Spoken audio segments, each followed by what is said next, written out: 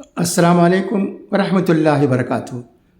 ممبئی کے انقلاب روز نامے میں ایک بہت ہی اہم رپورٹ شائع ہوئی ہے، جسے میں آپ کی جانکاری کے لیے پڑھتا ہوں، سنیے گا۔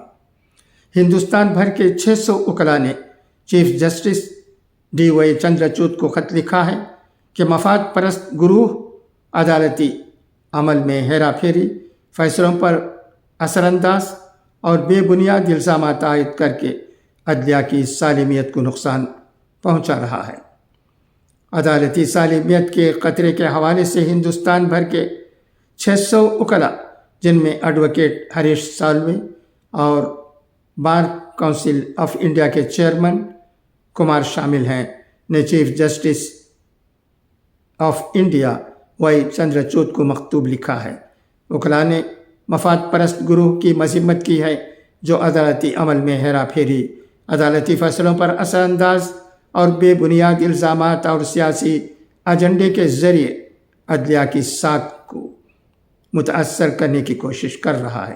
چیف جسٹس کو لکھے گئے خط کے مطابق یہ پینترے خاص طور پر ان معاملات میں آزمائے جاتے ہیں جن میں سیاسی اہلکار بدعنوانی میں ملوث ہوتے ہیں۔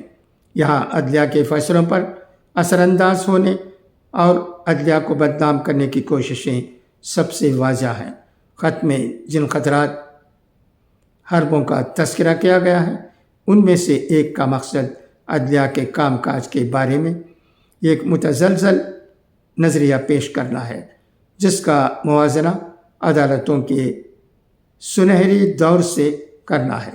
وکلاء نے زور دے کر کہا کہ اس طرح کی باتوں کا مقصد عدالتی نتائج کو متاثر کرنا اور عدلیہ پر عوام کے اعتماد کو ختم کرنا ہے۔ خط میں بینچ فکسنگ کے من گھڑت نظریے کے بارے میں اظہار تشویش کیا گیا ہے، جہاں ججوں کی بینچ پر اثر انداز ہونے اور ججوں کی سالمیت پر بٹا لگانے کی کوششیں شامل ہیں۔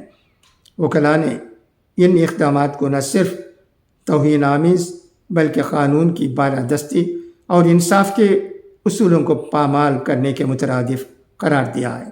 خط میں مزید کہا گیا ہے کہ وہ ہماری عدلیہ کا موازنہ ان ممالک سے کر رہے ہیں جہاں قانون کی پاسداری تک نہیں کی جاتی، اور ہمارے عدالتی اداروں پر الزام عائد کر رہے ہیں کہ ہم غیر منصفانہ عمل کا مظاہرہ کرتے ہیں۔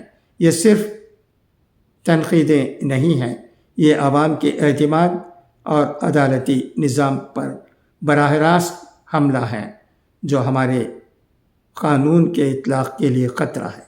انہوں نے سیاسی عدل بدل کے رجحان پر افسوس کا اظہار کیا، جہاں قانونی معاملات میں سیاستدان اپنی دلچسپی کی مناسبت سے اپنا موقف بدل لیتے ہیں، جس کے سبب عدالتی نظام کی ساکھ کو نقصان پہنچتا ہے۔ وکلاء نے الزام لگایا ہے کہ یہ دیکھنا تعجب خیز ہوتا ہے کہ جن سیاستدانوں نے بدعنوانی کے معاملے میں کسی پر الزام لگایا ہے، وہی عدالت میں اس کا دفاع کرتے ہیں جب عدالت کا فیصلہ ان کی مرضی کے مطابق نہیں آتا تو وہ عدالت کے اندر اور میڈیا میں عدلیہ پر تنقید کرنے میں دیر نہیں لگاتے۔ اس طرح کا دوہرا معیار عام آدمی کے دل میں عدلیہ کے احترام کے لیے نقصان دہ ہے۔